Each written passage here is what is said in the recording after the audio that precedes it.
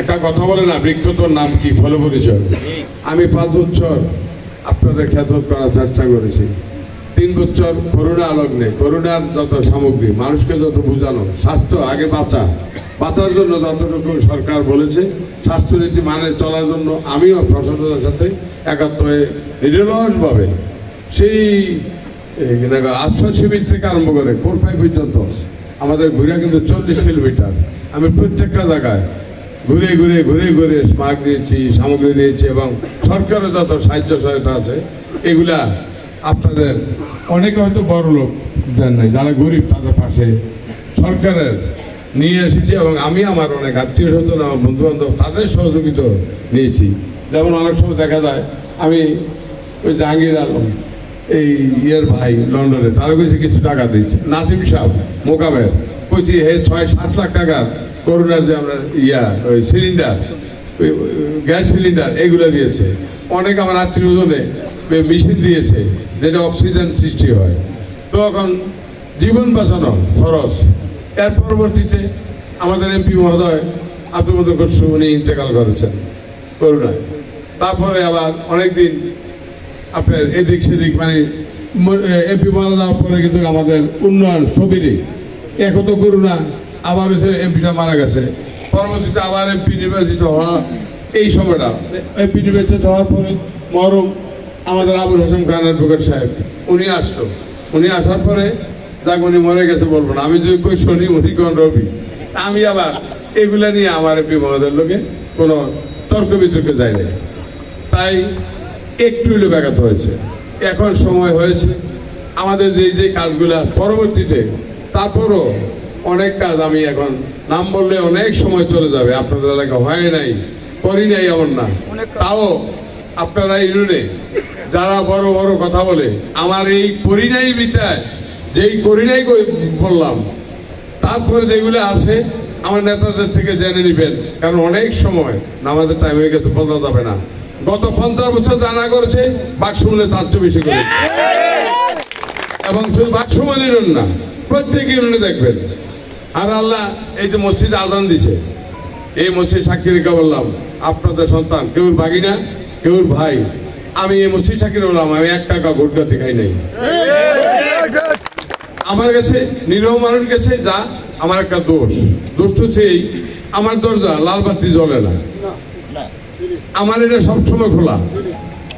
আমজাদ হোসেন আমার সাথে ভালো সম্পর্ক, পাহাড়পুরের একটা গরিব নিরহ মানুষ, তার সাথে আমার সম্পর্কের প্রয়োজন না। সে যদি আমজাদ হোসেনের তার প্রতি অন্যায় করে থাকে, তার প্রতি যদি অত্যাচার করে থাকে, আমি সেই ব্যক্তি আমজাদ হোসেনকে তখন আমি চিনি না।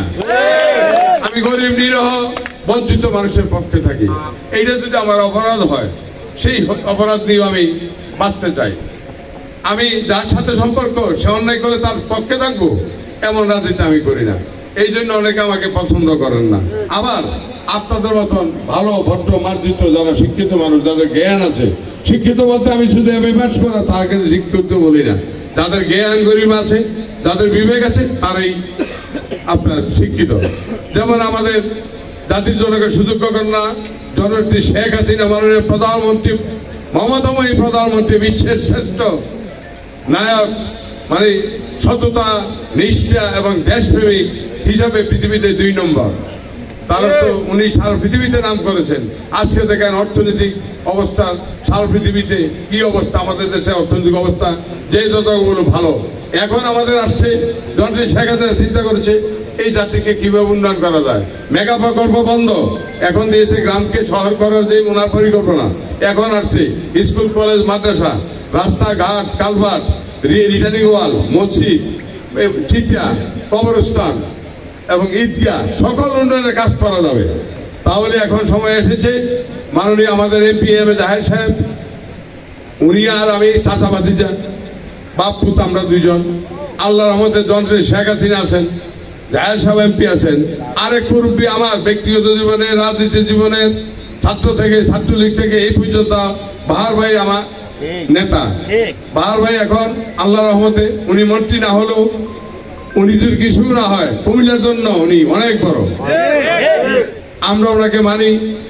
আল্লাহ রহমতে এলজিডি মন্ত্রী সাহেবও আপনারা একটু আগে শুনেছেন কি বলেছেন, ওনারা লেখা মিটিংয়ে বুঝে চেয়ারম্যানের কথা বলেছেন। তাই এখন সময় এসেছে পরিচঙ্গ উপজেলাকে স্মার্ট পরিচঙ্গ উপজেলা করার জন্য আপনাদের যা সমস্যা আছে ইনশাল্লাহ সমাধান করার জন্য জননেত্রী শেখ হাসিনার যে অঙ্গীকার গ্রামকে শহর করা, এই গ্রামকে শহর করা পরিচঙ্গ উপজেলাকে স্মার্ট করার দায়িত্ব ইনশাল্লাহ। যেহেতু আমি পরিচঙ্গ উপজেলা আওয়ামী লীগের সাধারণ সম্পাদক, কুমিল্লা জেলা আওয়ামী লীগের সদস্য, আরেকটা কথা আমি বলিও না, এই আমার আপনারা বাবা ভাইরা যেহেতু আমার বাড়ি আর আমার লয়মুড়ি আমার জন্মস্থান, আপনারা আমার নাবিকাটা জায়গা যেটা হয় আমেরিকা থেকে বাংলাদেশ থেকে আমেরিকা থেকে রাষ্ট্রদূত দেশে বর্দিন পালন করার জন্য, আমার দেশের মানুষ আমেরিকাতে চলে আসে ঈদ করার জন্য, আপনারও আপন জনকে দেখার জন্য। আপনারা সবাই আমার আপন জন, এই জন্য বললাম। আমি আসছিলাম ক্যাপের কুমিল্লা জেলার চেয়ারম্যান, আমি 2 বছর আগে বলছি আমি এগুলো সময় দিতে পারবো না, সর্বোচ্চ চালাইছি। আমি মানুষকে ওই আপনার বিভিন্ন জায়গা দেয়া এই ইটের ভাট্টা দোকানপাট যেখানে ভোক্তা আছে সেখানেই ক্যাপের ক্ষমতা আছে, তাদেরকে জরিমানা করা করা আমি এটা নিয়ে ইচ্ছে চাচ্ছি। এবার আবার কি করছে, ওই যে গোলামুর রহমান দুদুকের উনি চেয়ারম্যান ছিলেন, সাবেক সচিব আমাদের কুমিল্লার গর্ব, ওনারা অ্যাডভোকেট হুমায়ুন সাহেব তারা ঢাকা থেকে আমাকে কুমিল্লা, এবার কুমিল্লা, চাঁদপুর, বিবেরিয়া 3 জেলার ক্যাবের চেয়ারম্যান বানাই দিয়েছে। এটা 15 দিন আগে। এই পোস্ট এই ক্ষমতা যদি পায়, যদি যারা ঘুষ খায় নেয়, আমি ব্রাহ্মণবাড়িয়া ব্রিকফিল্ড যত সব ব্রিকফিল্ড আছে আমি ইচ্ছা করে জরিমানা করতে পারবো, কুমিল্লা জেলা পারবো, চাঁদপুর জেলা পারবো, যত ডাক্তারের দোকানপাট আছে, মুদি দোকান আছে, চায়ের দোকান আছে, রেস্তোরাঁ আছে, সকল ক্ষেত্রে কিন্তু আমার এই 3 জেলায় দেখশন করা, ভোক্তা যেখানে তাদের অধিকার তাদেরকে দেখশনের। যাক বাবু ভাইরা, ক্ষমতা দেয় আল্লাহ, এইটা ওরা এক পাটে ক্ষমতা মালিক আল্লাহ, আল্লাহ জানেন কার খবরে রেখে দিয়েছেন। আপনারা যারা আছি আমরা চেষ্টা করা।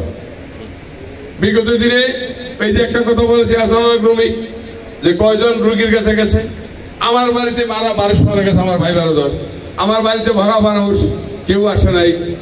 আপন ভাই মারা গেছে, 2 ভাই ঢাকা, লাশের সাথে আসে নাই। লাশ তো আমাকে রিসিভ করতে হয়েছে, ঢাকার লাশ আমি কাফন দাফন করে আমি কবরস্থ করতে হয়েছে আমার বাড়িতে। প্রথম যখন করোনা হয় আমাদের পুলিশ ডিপার্টমেন্টে মারা যায় আমাদের কাঁঠালিয়া বাড়ি, এই আমরা 19 জনে জানাজা দিছি, পুলিশ 6 জন, আমি 13 জন। এই এপ্রিল কিনছি 2600 টাকা করে পোশাক। জানাজার পরে এই 20 ছিলাম, মানুষ আরো আসিল গাড়ি, যারা আছে পড়ছি, জানাজা শেষ এই কাপড়গুলা পরে ফেলছে, তার তো এইগুলা ছোঁয়াছাই। এই সময় এর মা ভয়ভীতি ছিল, এমন মানুষ ছিল, আপন চাচি মারা গেছে, বাড়ির সবাই চলে গেছে, এই মহিলাটা ছিল ওই বাড়ির সবচেয়ে ভালো, সবাই ভালো জানে, কিন্তু ভয়ে 2 ঘরের মানুষ চলে গেছে। রেডিও, ফ্রিজ, টিভি এইগুলা 20-25 লাখ টাকার মাল ছিল, চোরও নিতে আসে নাই ভয়ে, ওই যে করোনা রোগী মারা গেছে এই জন্য চোরও আসে নাই ওই সময়। কিন্তু ওই যে খাটিয়ার কথা বলেছে, আমি গেছি যে মানুষকে 6000 টাকা দিছি এই মহিলাটাকে আমি গোসল বাসল করার জন্য, পরিষ্কার করার জন্য। একদিন ফেরা ছিল কিন্তু এই রুগী। আমাদের সাবেক মুক্তিযোদ্ধা কমান্ডার ফজল ভাই, উনি পাহাড়ের উপরে নিচে জানাজা হয়েছে, উনি কো ভাই, আমি কেন তোমার স্বাস্থ্য ভালো না জন ভাই, আমার ভাই মুক্তিযোদ্ধার এখানে আছে। আমি বলছি আপনার যখন স্বাস্থ্য এমনি একটু মোটামুটি আসছিল, আপনি নামবেন না। উনি পাহাড়ের উপরে থেকে ঘরে থেকে রং চাইছে বাতি যাবো জানাজা, উনি আসে নাই। এই খাটিয়া দিচ্ছি, খাটিয়া লেখা পাঠাইছি, ইমাম সব খাটিয়া দেয় না, মানে ওই মসজিদ কমিটি কইছে দেওয়া যাবে না, এটা তো করোনা গেলে ছোঁয়াছাই আমরা নিয়ে আবার হয়ে যায় জামাতিরা। আমি এরপরে বাঁশ দিয়া খাটিয়া বানাইয়া এই মহিলাকে আইন না, এই তো বললাম আপনার আলাদা মহিলা নিয়া টাকার বিনিময়ে দোয়াইছে, এরপর আনছে, লাশ কামন দমন করছে, ওই বাঁশ দিয়ে খাটিয়া বানাইছি, কবরের উপরে গাইছে। এরকম ধরনের অনেক রুগী যারা মারা গেছে তাদেরকে কামন দমনের ব্যবস্থা আমি এবং আমার ছেলেও অনেকগুলা মানুষকে মানে কবরস্থ করেছে।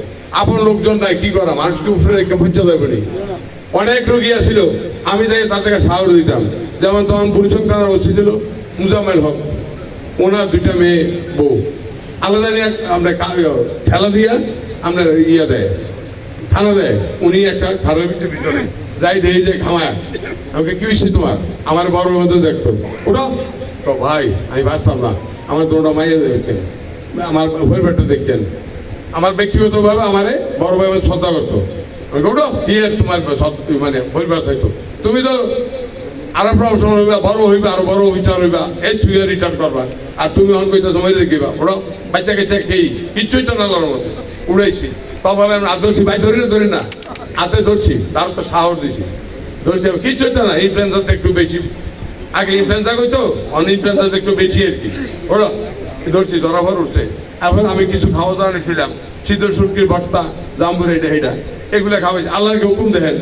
এটি খাওয়ার পরে আমি দিছি, আরো অনেক কিছু দিছি, এটি খাওয়াইছে, খাওয়ানোর পরে ভাই আমাকে ভালো লাগে, একটা ঘাম দিছে ওরা একদম পুরা শরীরটা, এরপর ওইটা ভাই আমাকে একটু ভালো লাগে, ব্যথাটা কমছে। আমাকে কিচ্ছু হইতো না, ওই যে মনের সাহস, অনেকে মনের দুর্বলতা মারা গেছে। এই যে আপন স্ত্রী, দুইটা বাচ্চা দরজার বাইরে, এরপর থেকে আল্লাহ তো 3 দিনের জন্যই ভালো।